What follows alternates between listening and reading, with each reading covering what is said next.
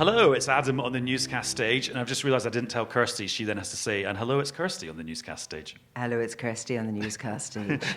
And hello, it's James, also on the Newscast stage here in Edinburgh. And we're joined by lots of newscasters who've come to see us. Hello!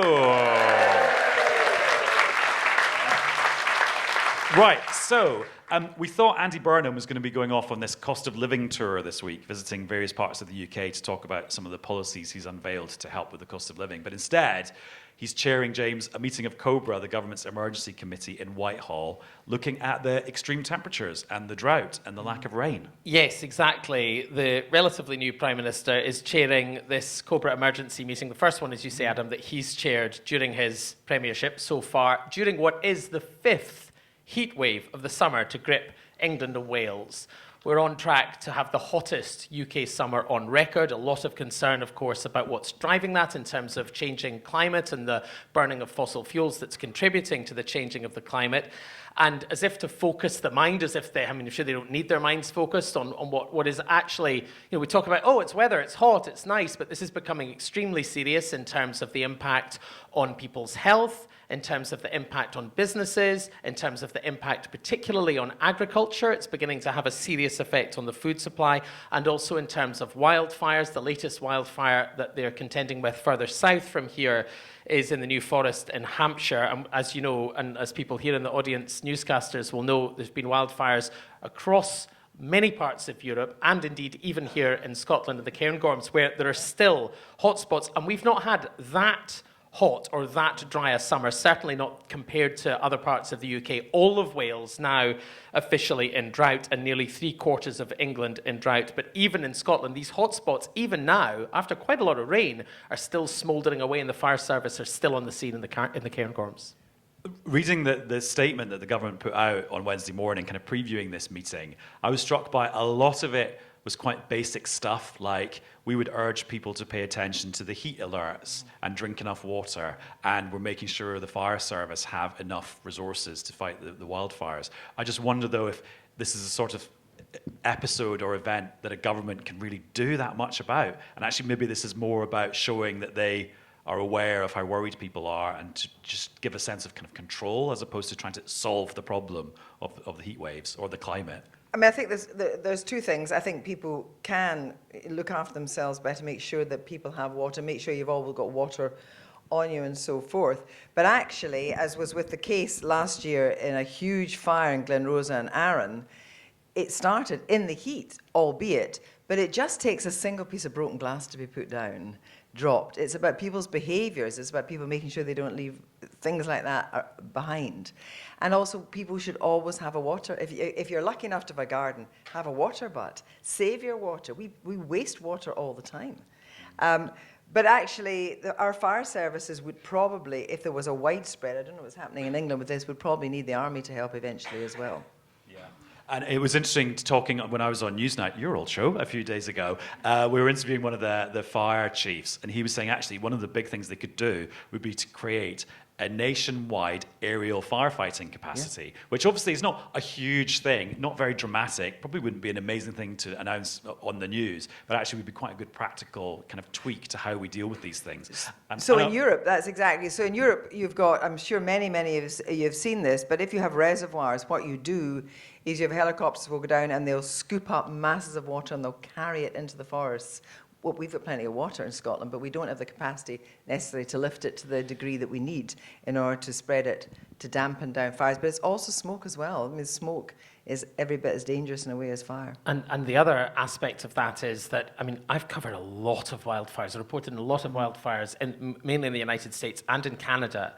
And what you realize when you're looking at firefighting, because you think of the drama of the water bombing of the fire, but actually the bulk of the work of fighting a fire is hard back-breaking work, clearing brush and cutting fire breaks. And that takes an enormous number of people doing extremely hard work. And it also takes the cooperation of people, not, as you say, Kirsty, to make mistakes in the first place. I mean, this fire that they're talking about that's burning at the moment in the New Forest, they're talking about that being a van that caught fire.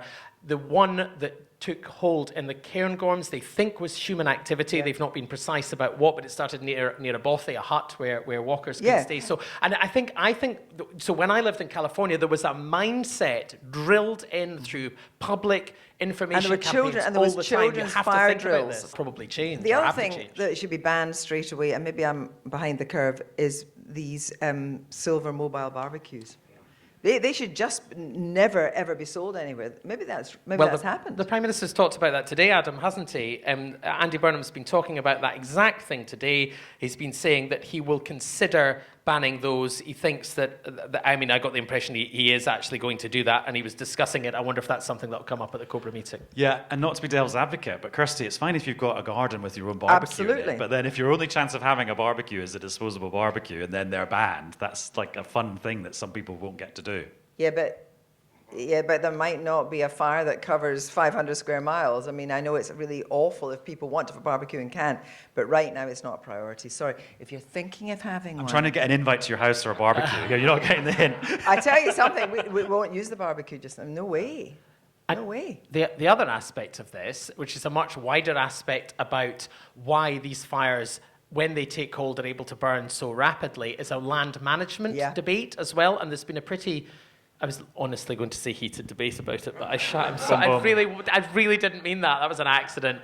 There's been an intense debate already in the Cairngorms about land management. There's a debate in Scotland about what they call rewilding, about returning some of the land to nature. When I was based in the States, we talked about this a lot as well, and I remember that one of the reasons they think that the wildfires, when they take hold in places such as California or Colorado or wherever, that they burn so much and cause so much damage is because humans have encroached into the wildlands to a dramatic degree. In 1910, there was a fire in Idaho that spread to neighboring states called the Big Blow Up. More than 85 people were killed, and as a direct result, the US Forest Service and Fire Service decided that all fires would have to be out by 10 a.m. the next day. The result of that was that they stopped burning fire as land management, which allowed the fuel to build up, and that has caused an enormous problem there, and that is now a debate that we're having in this country about allowing fuel to build up without having controlled burns when it's cooler. And there's an interesting thing about British politics here, and this is a sort of insight into how political messaging works. So last week, Zack Polanski, the leader of the Greens in England and Wales, did a speech where he said, this heat situation is an emergency, the government needs to be treating it like a crisis. And people were like, oh, Zack Polanski's talking about the environment and climate change, which he hadn't really been doing very much, even though he's the leader of the Greens. His big thing was cost of living and corporate fat cats. So that was him sort of moving back onto traditional Green territory.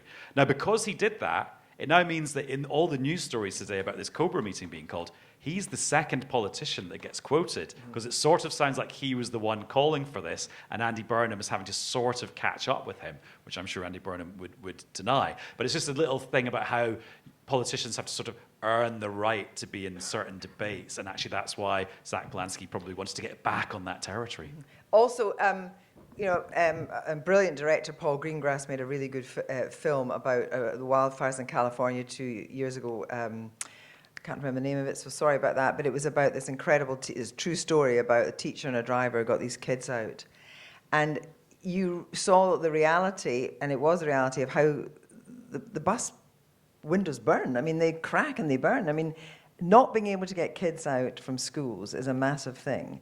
So how do you create fire breaks around schools in the UK then? How do you make sure that that kind of thing can't happen? I just think it's a debate we're not even close to properly engaging with yet, and I think we will be forced to engage with it by circumstances really very, very soon. In Spain, they have a law about how much of a gap there has to be between a building and a woodland. Same in a sort of law that we don't have. Same in California. They call it defensible space. Yes. And I spoke to a very senior firefighter in California who said to me once, I was like, how do you... If you're running down a street and you're trying to save the houses, because as well as the aerial bombardment and the clearing of brush, the third element of firefighting in a massive wildfire is structure protection, and they'll have a team sometimes a team for each house. It's really intensive and it's really difficult and very dangerous.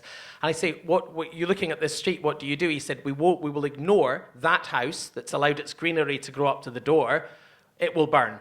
because they've taken a choice not to be serious about it. And it wasn't that I'm punishing for it. It was like, I have to be realistic about what I can save, and we will not be saving that house. So, I mean, that's the level you're talking about, of the seriousness of why there is individual responsibility here as well. I mean, we're not quite at this stage, thank goodness, yet, but I mean, goodness knows, you look at what's happening with all these wildfires at the moment, and you wonder if this is coming for the UK. But in so many areas of the UK, smaller communities are dependent on what I think are absolute heroes and heroines, which is volunteer fire service people. You know, who will go out and day and night. It's like mountain rescue. Who will go out to defend the community. It's incredible. And just in terms of looking further ahead, I was just reminding myself of the Climate Change Committee report that we covered on Newscast quite extensively when it was published in May. It's called A Well-Adapted UK. And they reckon that to deal with all the challenges that the changing climate is going to send our way, you need to spend £11 billion a year.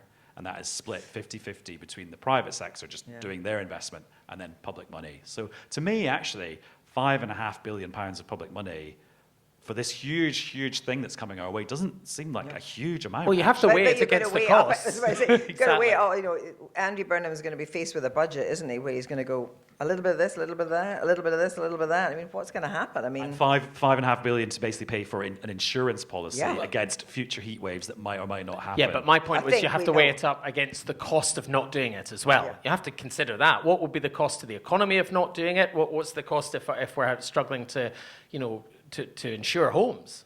Well, the Climate Change Committees say it could be 10 to 20 times more than the amount needed for investment.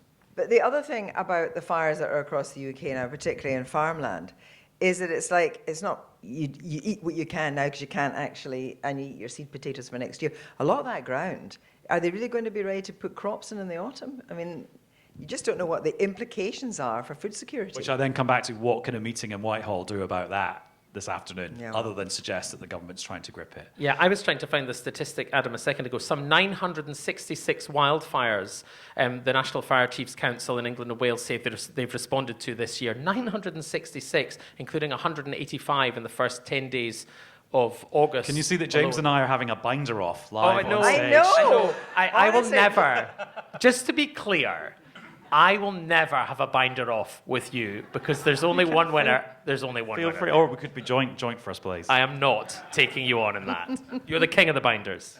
Now, I mentioned Zack Polanski, leader of the Greens in England and Wales. He was saying as part of this, so he sort of criticised the government for just having a meeting about this rather than actually doing anything as far as he's concerned. And he said, the Prime Minister must also commit to no new oil and gas extraction in the North Sea. We cannot negotiate with the science. In other words, he's saying the government shouldn't be doing anything that would make the potential climate crisis even worse. Kirsty, would you like to give us a big thought on just where the Scottish conversation about oil and gas in the North Sea is at the moment? Well, it's a kind of a hinged conversation, because there's a conversation about the gas field of Jackdaw, which is ready to go, and Rosebank, which is obviously, is the oil one. Now, basically, there's a great deal of pressure because of security, energy security, to get this stuff out there. In Scotland, of course, the SNP government doesn't want that to happen. But the flip side of that is that in terms of wind power, there is a massive proposal for Ardasir, which has already been turned down by the government. The Chinese would build the biggest kind of wind farm manufacturing for turbines. Now, that's been turned down by the government. John Swinney wants that to go ahead. So whether there's a quid pro quo, and you also have to think that he's moved Ed Miliband out of environment, where he was absolutely dead against oil and gas. So I think there's going to be some deal done somewhere. Now, we can't process that oil. The gas can come on, but I do think that something's going to move in this. Now, when, I would imagine, will be quite soon on the gas and oil decision.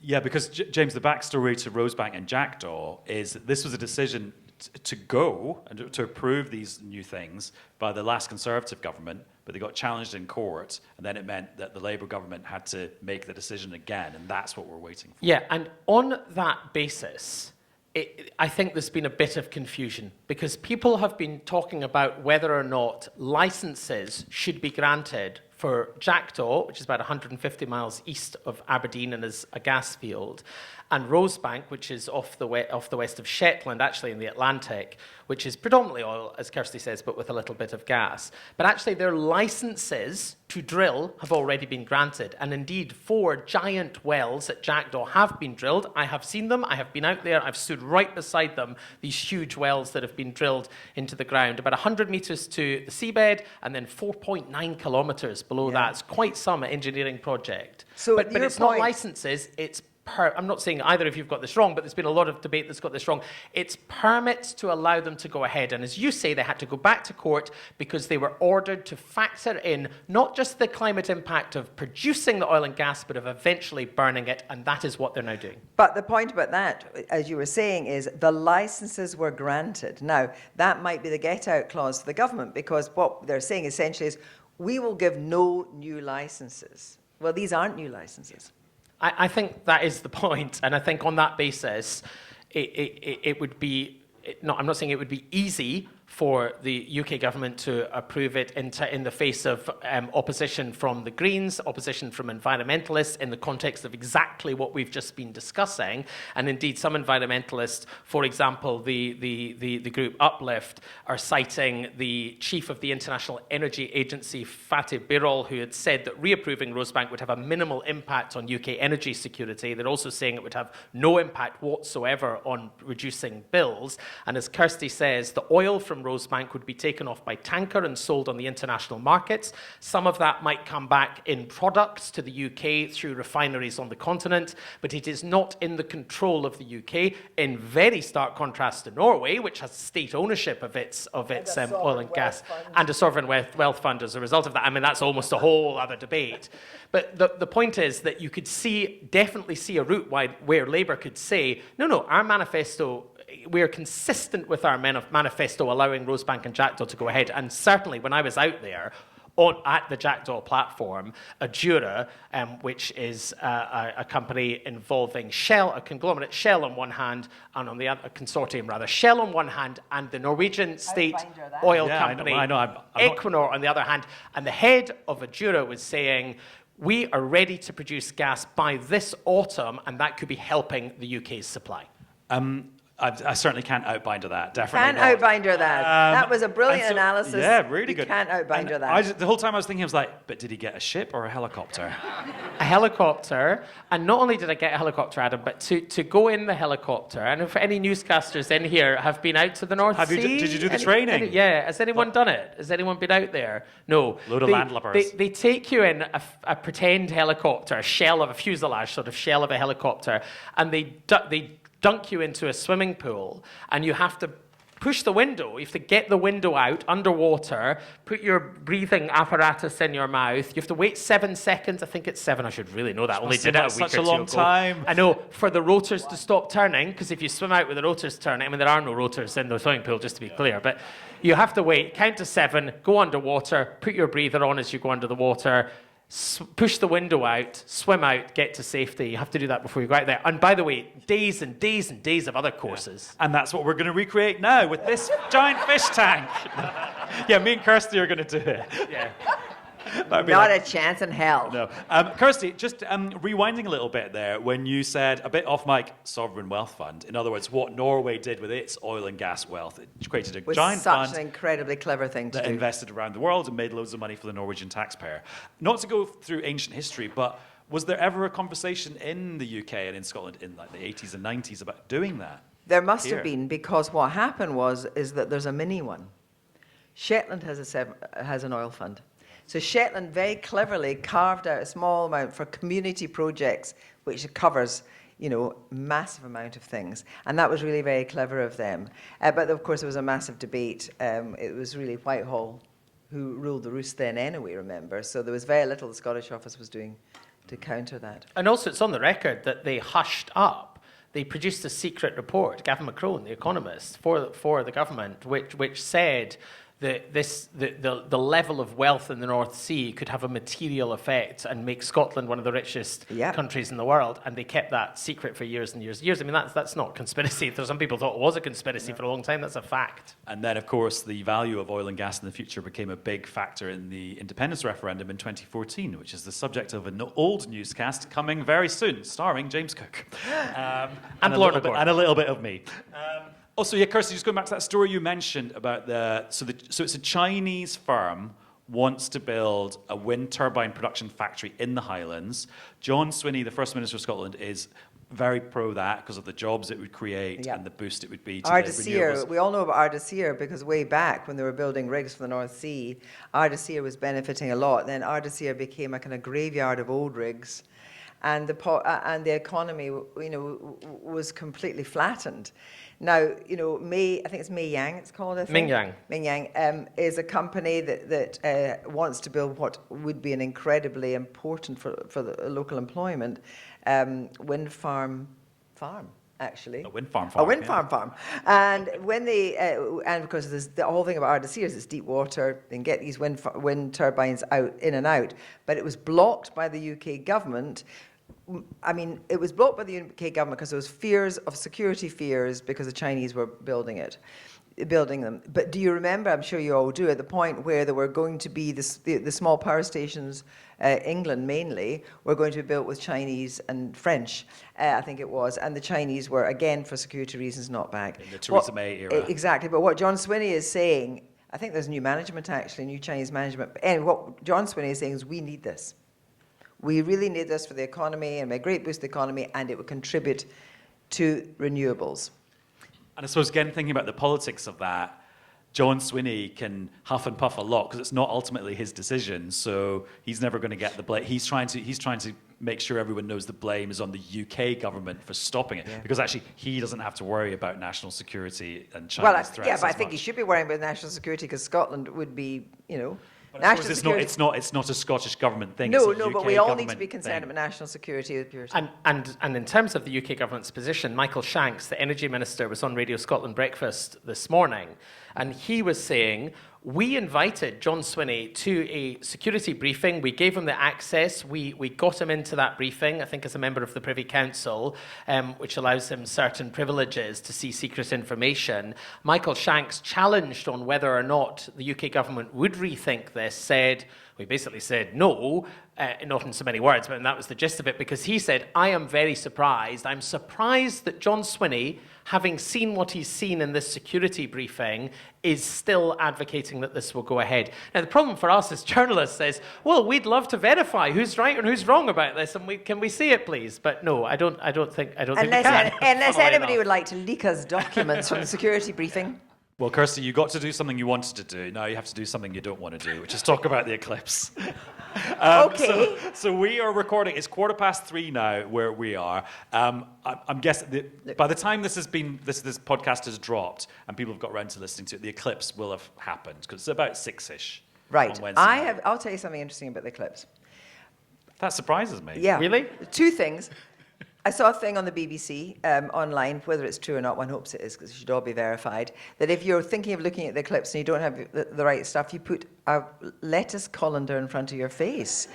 That's incredible. That's like Lord Bin face. I think the idea is to project it onto the... Count Bin face. Yeah, Count Bin face. Just to be clear, I think the idea is to project the image through the colander onto the ground. Right. And you're not to look at the sun through the colander or otherwise, unless you're wearing the special glasses. I thought this was really Put it weird. on your head. The other thing that'll be interesting is to see how many druids are up in Salisbury Crags and up on Arthur's Seat at eclipse time. Oh, that's so good because that's literally just around the corner from here. It is. Will you be there? No, because I'll be reading out a full list of candidates for the Clacton by-election, which is available on the BBC News website. That'll take about a month. Yeah, exactly. So I'll miss the eclipse. Was it 34? Yes, yeah. Now, earlier on, I asked if anyone in the audience here had a good eclipse story. Has anyone got a good eclipse story? Tumbleweed. My point exactly. Okay, this live focus group has not worked out very well. But anyway, we have managed to rope in one of the BBC's big name eclipse addicts. It is Evan Davis, who basically, whenever there's a big eclipse, will go to that place so he can witness it. And I thought, why don't we text him and get him to impress Kirsty or try and convince Kirsty why she should be more pro-eclipse or more Evan Davis about it. So I think we can listen now to what Evan sent us. Hello from a noisy hillside in northern Spain. I'm here for the eclipse tonight. Fingers crossed we'll have a cloudless sky. I'll tell you why I love these things. I love everything to do with space. I know I'm never going to get there. I am never going to touch the moon, I realise that. But touching the shadow of the moon is surely the next best thing. Touching it as it passes over 2,000 miles an hour or so, passes over the surface of the Earth. What better celestial experience can you have while still on this planet? It is extraordinary watching it go dusky dark and then light again in the hours of brightness. It is just quite a thing. I just love eclipses. I mean, he won me over. I'm on my way. I mean, you are here already. It's not a long way out of your way, is it? James, does that description remind you of anything you've said about eclipses in the past? Well, I wasn't going to tell that one. Yeah. So, yes, do. My colleague Lorna Gordon relentlessly reminds me and complains that I wrote the line over a TV report about an eclipse, a partial eclipse in the UK, when I think we were in Dundee at the Mills Observatory reporting on it, that I opened the piece with the line, "In the heavens above us, where the dance never ends." and she thinks this is ludicrously pretentious. I think that deserves a round of applause. It's beautiful. That's poetry, that is. Poetry. Anyway, I have seen a full solar eclipse. Not only that, I was one of around a couple of hundred of the first humans out of all the billions of humans on Earth to witness this particular eclipse, which was in 2017, because I went on a special flight put on by Alaska Airlines, and we left Portland, Oregon, and we flew out into the Pacific at 2,300 miles there and back, which seems ridiculous now. Anyway, we did. And you could just shut your eyes and have the same effect. So we were intersecting with the eclipse at the exact moment when it was beginning, so no one else could see this. Were you taking a lot of drugs? No. But can I just interrupt to say, I feel bad because I think eclipses, I watch eclipses, they are amazing, and I think what you've done is phenomenal. Well, the funny thing... That's lovely. Yes, thank you. So, are you taking any drugs? So, we were traveling. The pilot had to explain to us that we were traveling at 520 miles an hour. The moon's shadow would be going at 4,000 miles an hour, and we had to intersect with it. He said we basically need to try to sideswipe a car traveling at 4,000 miles an hour. The flying had to be on to within a second or two so we could hit this. It was really, and it was amazing to see out the window. And we'd been promised, this is your exclusive first look. We thought we'll get the first pictures on the whole Earth, this amazing exclusive pictures, and we'll feed them back into the beast that is the BBC, and we'll get them on air before anybody else. And we boarded the flight, and we're like, right, so what's the Wi-Fi arrangement for, like, filing? And they were like, there's no Wi-Fi. So by the time we got back, everyone else on the Earth had seen the eclipse, and no one could care less about our pictures. Like a complete waste of time. Oh, I've got these glasses, though. Hold on. No, go on, Adam. I was just going to say, the celestial dance never started. Yes, exactly. What is this? They gave me these safety it's glasses. Fireball XL5, Joe 90. These were fancy. These are fancy ones. Kirsty, try that. I want to see how you look in them. You're a style icon until this. You can see nothing in here at all. I'm just going to take a picture. How many times have you been in Vogue? She's always in vogue. While Evan Davis was talking, Kirsty leaned over. She said, "Ask me about Andy Burnham in Scotland before I go." Okay, simply, the number 10 of the North, okay? The north of England. It didn't say that. He said the number 10 of the North. Is that to do with Game of Thrones? Or is it to do with the Midlands? Because the North is, I'm afraid, Sutherland. Or Shetland. Which is a bit of Scotland. Yeah. But the Shetlanders and Orcadians are quite happy to be separate from us. That's true. That's true. Andy Burnham is the king of the South for us. Yeah, well, I don't think Cornwallians, is that the right word? No, it's not the right word. What does it feel like to be in Devon and Cornwall? Do we need a number 10 of the Hot, probably. southwest and southeast? Yeah, but I mean, seriously though, in Scotland, is there coverage of number 10 North? Does anyone even give it a moment's thought? But I mean, what's number 10 North done for us yet? I'm being completely impartial here. I'm saying, what is happening? He's coming, but we don't know where he's coming to. But is he going to be here for a day, a week, a month? Is he going to bring Anna Sawar with him? I think one of the issues for the Prime Minister, one of the issues is that a lot of the immediate measures that he's put in place have been relating to England or England and Wales only. Not all of them, but quite a lot of them. And I think for some people in Scotland, there's been a sense that he is so far, and I'm not saying this, but there's a sense among some people he's the Prime Minister of England at the moment. And I think he's alive to that issue, which is not least why he's saying, I'm going to go tour the UK. He's keen to talk about Aberdeen and to talk about the oil and gas industry, we are told.